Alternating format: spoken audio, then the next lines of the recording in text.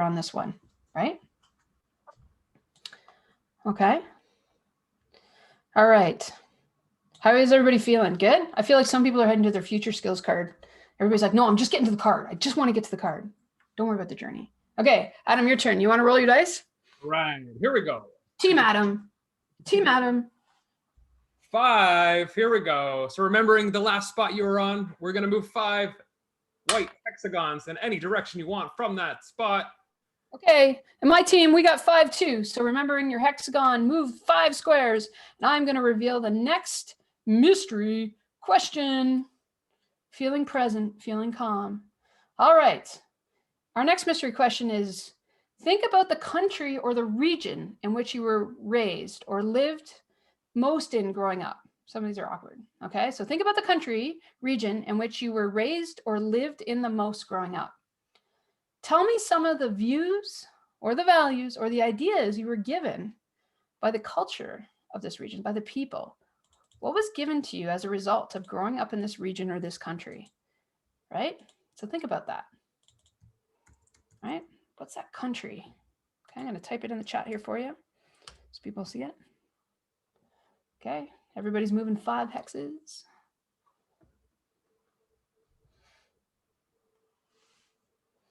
Yeah, what are some of the things? Some of the things our culture and our countries have given us, right? They could be tangible, they could be intangible, right? Yeah, some great stuff here.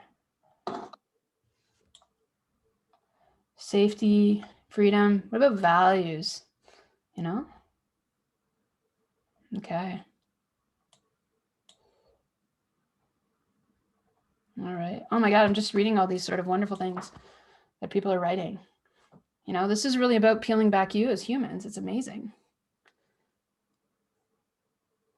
I don't know who visiting maracas are, but that's pretty funny. All right. Okay.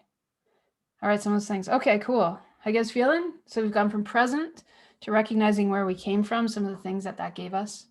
Okay. So I guess I go now. Adam, am I rolling the dice now? Your turn. My turn. Oh, 2. Sorry, guys. Sorry, humans of Team Nicole. You're only moving 2 spaces. Okay, Adam. All right. Clearly. About the journey. It's all right. I only got a 1. Oh, we beat Team Adam, everyone. We're all winners, Nicole. That's right. Okay, so here's our next mystery question. It's very similar, so move your spaces. So the next mystery question is actually now choose a country. Okay, so we talked about the country or the region you lived in, but choose a country that's now different from yours.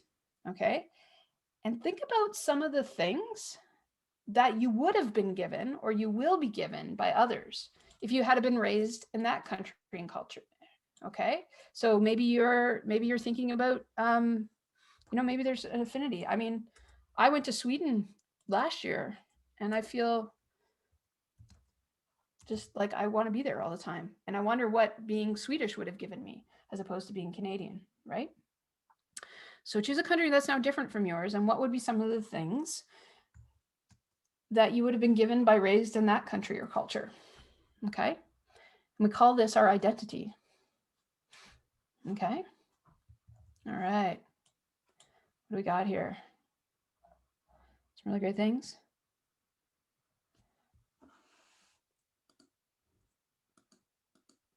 Okay, so it could be negative, it could be positive, right? How does that form our identity? Okay. Okay. All right. What country would you go to, and what do you think you'd be given as a result if you were there instead of your home country? Okay. Maybe you lose, maybe you win, maybe you don't. Maybe you just increase your capacity, maybe just increase the spectrum of what you know of who your identity is, right? Okay. All right, we got one more roll, 2 more rolls. So is it my turn or your turn, Adam? I think it's my turn. Okay. 5. Bring it on home. Bring it on home. Okay, everybody, I'm gonna see if we can get us into these cards. Oh my God, I got a 2. Sorry, Team Nicole, you've got 2. But on that note, let's unlock our next mystery question, which is, when you think about your future or your current career pathway, how much of this defines your identity, who you believe you are? All right. So we talked about we've talked about moments. We've talked about our countries and places that we come from. Now we're talking about what we do, right? A wonderful term of human beings. When you think about your future, current career pathway, how much of this defines your identity? How much of it makes you who you are? So I don't know about you, Adam, but we both have a design background, right? Sure. So we see ourselves as designers and artists. And even though that I work as the manager of the Center for Change Making and Social Innovation, I never fully detach from this idea that everything I do is I'm a designer. So it is a large part of my identity. It's a large part of how I approach the world and look at the world. And it's very fundamental and core to me, more so than anything else. All right. Defines my creativity, defines my optimism, all those kind of things. How about you, Adam? Yeah, no, my current career and same as like you had mentioned, Nicole, coming from a design heavy background and being creative, no matter what job or seat that I'm sitting, that is always going to be one of my foundational blocks of however I approach whatever situation I'm in. And being in my current role with Georgian, I often equate it to being a bit of a self-fulfilling prophecy, in the sense that giving the title of community animator allows me to be creative and to design, but in ways that I never was able to with my previous career path. So yeah, absolutely. And when you overlay your identity of your culture and then kind of those moments that have inspired and shaped you, you start to build a sense of who you are as a human, your humanness, right? Mm-hmm. So on that deep note, we're going to roll one more time. Is it my turn or your turn? I guess I go for it. I go. Your turn. Yeah, your turn. All right, guys. Hold this out. 2. I'm going to get new dice. I think I'm just going to get new dice. Okay. I think six rolls should be enough to get anybody to the, and then we got a 3. All right. And so on this final roll, if you are at your skill, I hope you are. I'm just covering this over myself. When you think about the moments where you were present, so go back to those 3 moments, how often do you actually experience that joy and feeling again? So go back to those moments again. So we talked about your identity for your job, and then go back to those moments where you felt an awe. And when was the last time, or how often do you experience those? Okay, that's our final question. Are you looking for an increment of time? It doesn't matter. Do you feel it a lot? Do you feel it a little? Have you felt it again? Have you ever felt it again? You're always chasing the dragon, trying to get... Yeah, you're chasing the dragon. Yeah, trying to get it back. All right, and we've got people who actually are on those future skill cards, which is really interesting. Okay. I love the fact that everybody has left pieces, sort of given themselves. They've sort of left this behind, right? This idea of a legacy here. In the pursuit of your goals, you're leaving behind a legacy. You're leaving a wake behind you of your ancestry, really, of your life, right? Okay. All right. So I don't know who won. I don't think it was a winning or losing game. But if you haven't been able to secure yourself at a future skill, at this particular point in time, feel free to claim one. Feel free to go and claim one if you haven't made it. And let's take a little bit about it. I'm actually going to call on the wonderful Joanne Foxton to get us started here and to open up the floor and ask a few questions and ice break for everyone. How's that?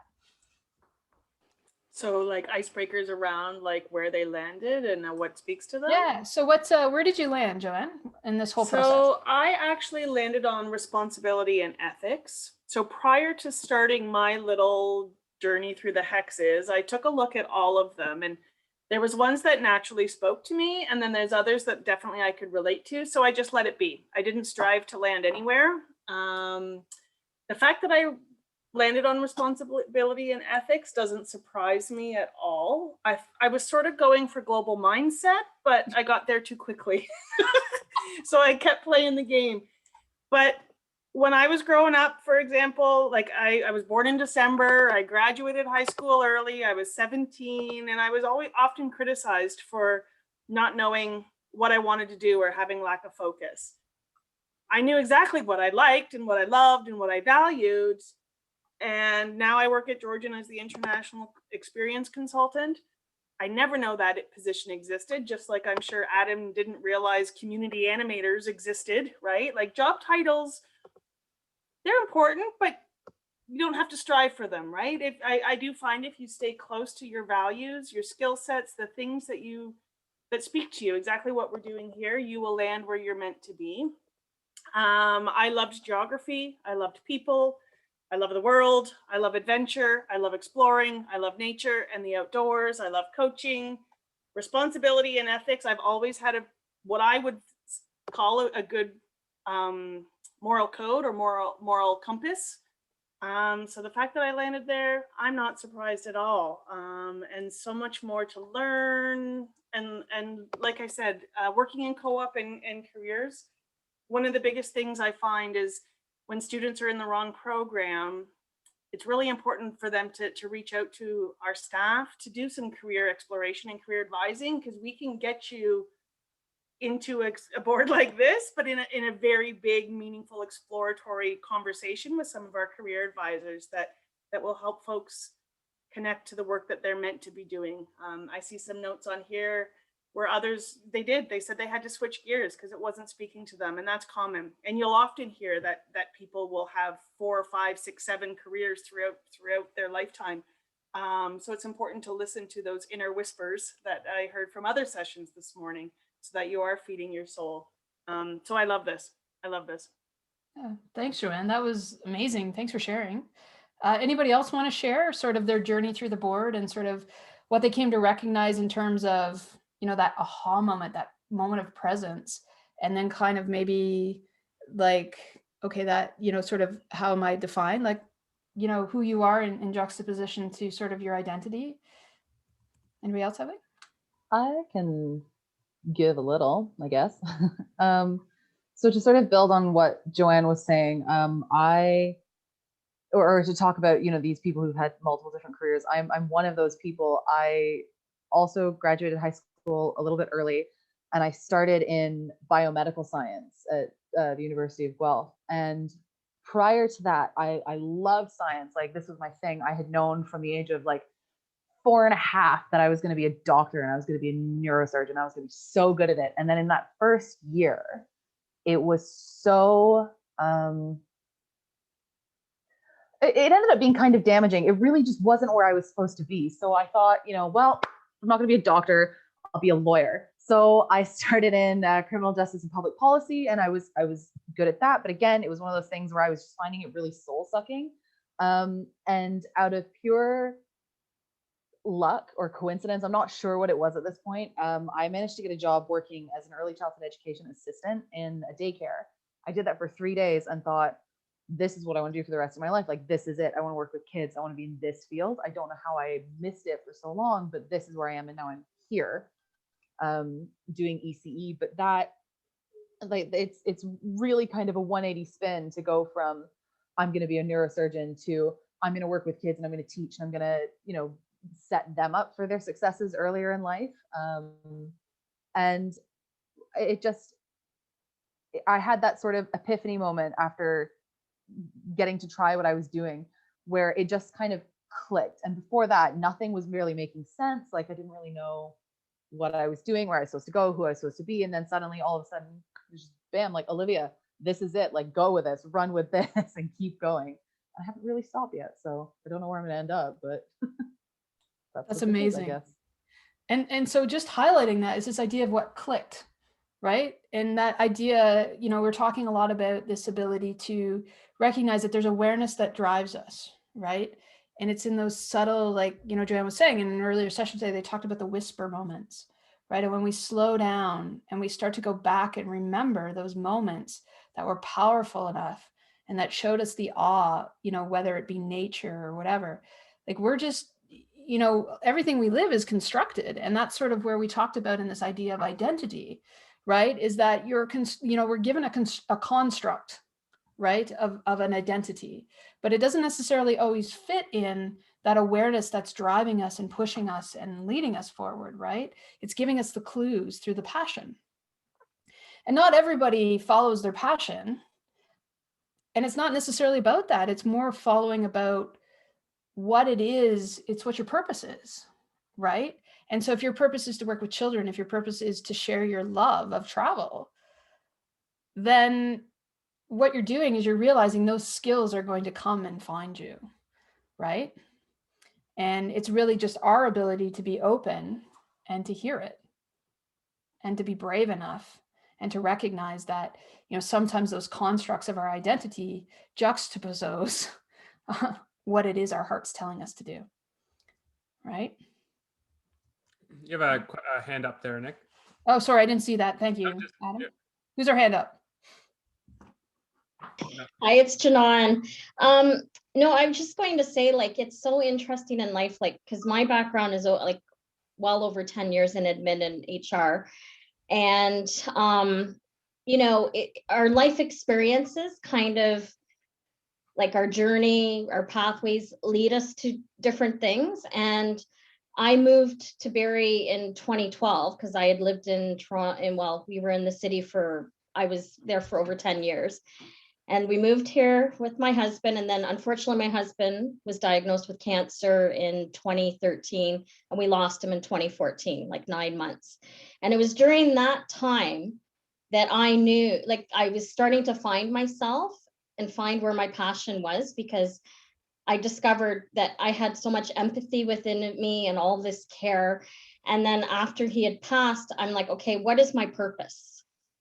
You know, where is my true purpose? I don't want to go back to sitting in front of a computer in an office all day, dealing with like people coming at me from all ends for different questions regarding their pay stubs and all these silly things. And I just couldn't do it. So that's at that point I started volunteering at my children's school. I was becoming more involved. And I had such a great relationship with many of the teachers. And, you know, a few of them were starting to mentor me. And they're like, this is where you belong. And I'm like, and I knew that, like, I felt that passion. And I'm like, I want to work with children. And it's interesting how, you know, through life, we think, you know, we're going to be in this ideal job, high paying job for the remainder of our life. But sometimes we need, you know, these challenges and bumps in the road to really find where our passion is. So that's just sort of my little story I wanted to share with you. No, we appreciate it. It's amazing. It's such a journey, right? And you had to take those moments, right? We had to kind of pause, this ability to pause, right? And again, that ability that something in our heart is driving us, and it's just opposing between maybe what we should, or maybe, you know, that identity that we've been given, right? And so that permission to break the identity or reconstruct it or rebuild it, right? Based upon those aha moments. You know, I believe those aha moments are magical. There are signposts. You know, everybody says, well, give me a sign, give me a sign, give me a sign. Well, you know, we don't get like this big sign with, like, you know, lights that with an arrow that says go this way. What we do is we get a moment of nature, or a caterpillar moving along a branch, or the birth of our children or our nephew, or, you know, something where you're standing at the foot of a mountain and you realize how small you are, right? You know, and you don't have to be rich to have these. These are, you know, things that you're seeing joy and bliss, but we slow down long enough to see it and allow kind of our identity to sort of open up and allow our awareness to bring through as a human being, to allow our heart to shine through. And it's hard, right? And so this is sort of what this is today. This was sort of a board game that we were looking to explore awareness, and sort of helping you to sort of go between the two and to have a juxtaposition.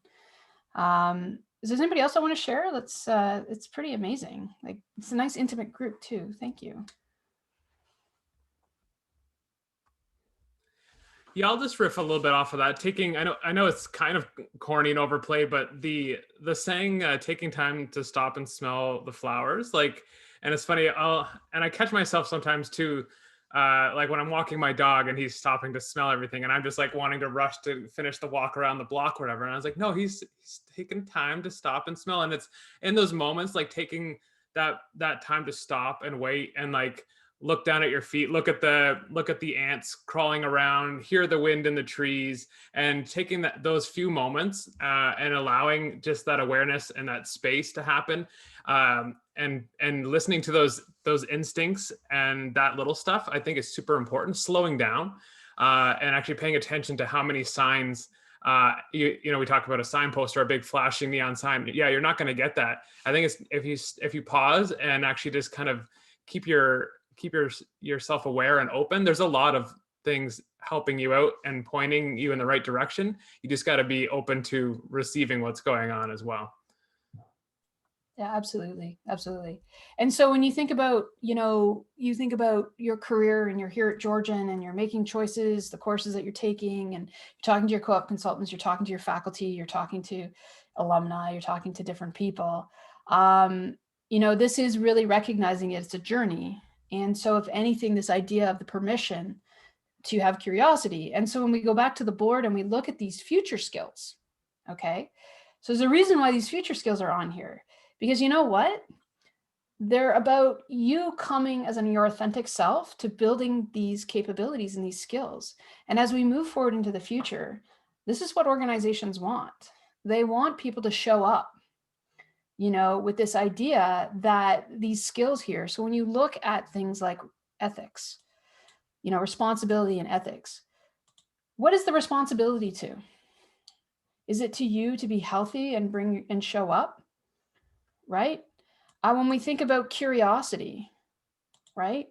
This ability that we are brave enough and to be curious, because innovation and change happens out of curiosity, because we ask questions. It's not about a judgment. We're asking more questions like, right? Like, why is it like that? And, yesterday was a good day for me. I said, a lot. As behind the scenes, a lot of things broke on us. Changemaker and residency week. But, this morning when I woke up, the answers were there. So I stayed in curiosity to know that, this is going to resolve itself. Creativity and leadership. The reason why leadership and creativity are together, they're like two sides of the same coin. Leadership isn't about leadership. True leadership starts with inside of you and following your heart and being brave enough to do that, and then showing others how to do that, and then creatively figuring out ways in which people can show up as their highest potential, right? It's this way that you're in service. And to me, leadership is about being in service. And we talk about servant leadership. You really have to sort of have to ask yourself, what is that? And when we talk about sense making, sense making's, the same as curiosity. It's this idea that the world is strange. And as you're going through awareness and as new things are coming to you, right, about maybe what you're passionate or whatever, it's very strange in the beginning. It feels really uncomfortable. And so you want to take some time to make sense of that, because it's gray. And so we heard both from, we heard about Olivia too. Like, she says, well, where am I going? She lived in ambiguity, right? And so she had to make sense of all these things and put the pieces together. And when you think about translating that into a job environment, and you have to come up with an answer or you have to create something. Oh my God, we have 1,000 co-op students that we have to get co-op recovery. What do we do? Right? We have to get creative, right? Joanne knows what I'm talking about. And scenarios. And so the other thing too is the future skills are about building those possible futures. And so if you don't have an optimistic understanding of the future, what kind of future are you going to create? And so if you can't self-locate yourself in that future, what kind of future are you going to create, right? And so all these skills have many dimensions to them. They're not hard, they're soft, they're shades. They're shades of many dimensions. And that's the hexagon cards. Why we're moving through, like you can see on the board, there was light and dark areas, there was nature in behind, there was imagery. all this sort of things. And as you go through, the land and nature give you your biggest signals, right? And so they were bumping you away in the honeycomb, right, in the hive, to figure out where you're going. So this journey to future skills is layered.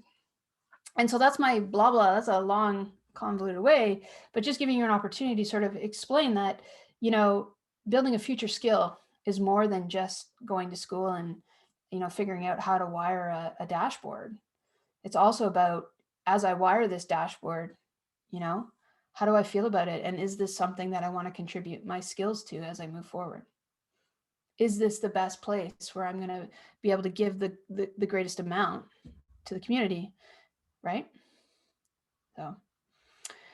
So on that note, maybe we'll start to wrap this up. I know that it's sort of, you're either awake or you're not. So that's great today, these things.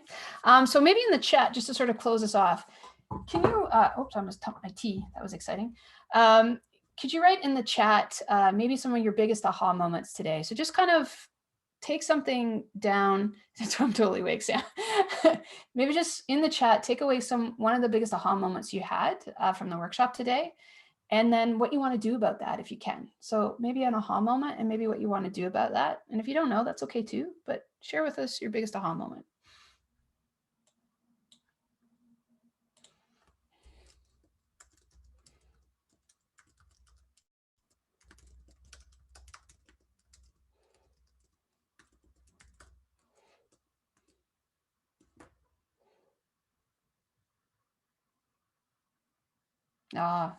Yeah, strong enough to walk away from a career and life that didn't serve others or make me happy. Yes.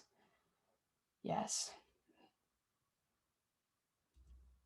And this is what I learned. It just keeps coming back to me.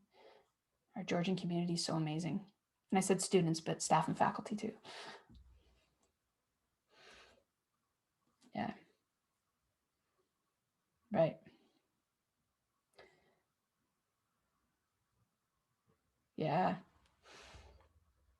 Such gratitude.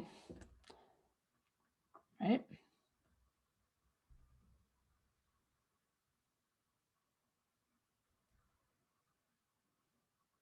I actually like the imagery too. I thought that was kind of cool too. That's from a dear friend of mine who donated that for us today. Remind me why I want to be an ECE. That's amazing. That's great. Amazing, Scott. Thank you for sharing. All right. Feels good, eh? When you go back to those moments of awe and presence, remember that. Those are your signposts. When you're at peace about something and you feel good, it means you're on the right path, right? It's great. So I'm just going to let this kind of go. Just let that go. And so if there's any questions that we have today, I'm going to sort of let us cap this off early. It's a wonderful afternoon. Hope you're adding some more sessions. And I just want to kind of leave that with you all to recognize that you are enough and follow your heart. It's great. Late. It's okay, Parth. It's all good. All good. All good. And if you need, yes, thank you all. So much gratitude. Thank you. So just for those of you today who need to fill out your co-op checklist, it is Adam Dagenais. Adam, did you already type that in the chat?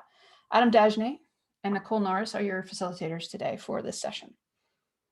Thank you, everyone. Thank you. And please go off and change the world in whatever way you feel able. Okay. Thank you. So I'll stick around for a few minutes. If you have any questions, happy to answer them. But yeah, it's good. I don't know, Team Adam, Team Nicole. I still think you had more people on your team, Adam. All right, we did. There was no point totals. I just like looking at the zooming out and seeing the beautiful mural full of sticky notes always makes me happy at the end of a session. Yeah, there's some really beautiful things in here. I feel like we created a mural of beauty. It was a nice flow. Yeah, I'm going to actually share my screen for the recording. Yeah. Just so that people can see this if they're still on the recording. You see it okay? Yeah. Amazing. Look at some of this kind of stuff. Once in a lifetime. This is great, eh? That's good. How are you doing, Joanne? You still there? I'm still here. I like this one. Oh, this one's really beautiful. Holding my baby nephew for the first time when my dad said he was proud of me when I left to Canada. Oh, seeing my sister in her wedding dress. Oh my God. Okay, I'm gonna cry. I have to stop. I love too that it's not like it's inclusive of the family experience, not or like the experience with others, the sharing the joy. Yes, I'm just asking Parth, we will record this session and we'll upload it to the mobile ed app. So there will be an async version, but yes, we do have access to this recording. It might take us a few days. It will come, am I on mute? No. So yeah, they'll post it to the Eventbrite, I believe, right? And you'll be able to register for the async to get the link and stuff. Is that? My understanding Yeah. is that everybody has to register for async sessions by Friday at 5. So as long as students do that, then they should have access to them. Okay, cool. Oh, there's just such beautiful things that people have written. It's so wonderful. Oh, just gonna stop the share. Thank you all for showing up in such amazing ways. Okay, so this was a test workshop. Parth is asking about a code. I registered myself, but I forgot to enter a code. Oh, for the, I think it's CRW Winter 2021. I think that's what it is. Try that. It's for the app. Yeah, I know the code. Yeah, so But I'm asking, like, I know the code, but I didn't enter that code while